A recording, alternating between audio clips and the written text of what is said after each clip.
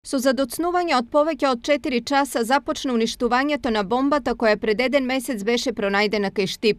Толку време им беше потребно на надлежните служби да ги убедат сопствениците на неколку приватни објекти во околината дека уништувањето нема да значи и штети и посериозни последици по нивниот имот. Иако сопствениците беа упорни во намерата и за тоа неколку дена претходно имаа поднесено писмено барање, бомбата или да се дислоцира или да се донесат експерти од странство кои веќе имаат искуство со уништување без детонација, сепак нивните инсистирања останаа без успех. Конечно беше одлучено да се направат дополнителни заштитни бариери и можноста за штети да се сведе на минимум.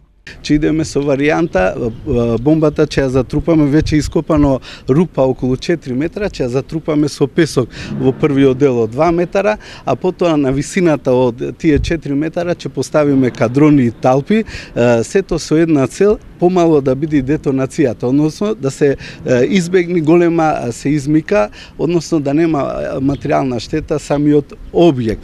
Овој случај со кадроните и со песокот е најдобар начин во координација со стручњаците од оваа област, од причини што че има шрапнели, значи детонацијата ќе биде помала, али шрапнелите ќе се заштита со кадроните и со песокот. Според предпоставките станува збор за бомба која овде паднала при бомбардирањето на Штип на 6 април 1941 година.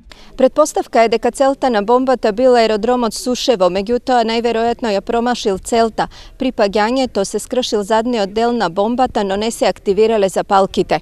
Токму тоа сега е главниот проблем за нејзина дислокација, зашто истите можат да се активираат во било кој момент при транспорт.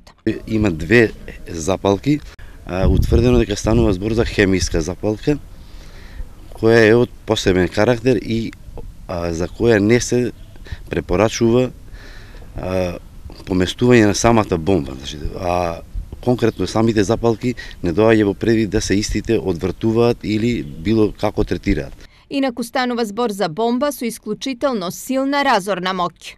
Стана збор за бомба тип СК-250, тежина 250 кг, експлозивно полнење 160 кг, од кои 130 тротил.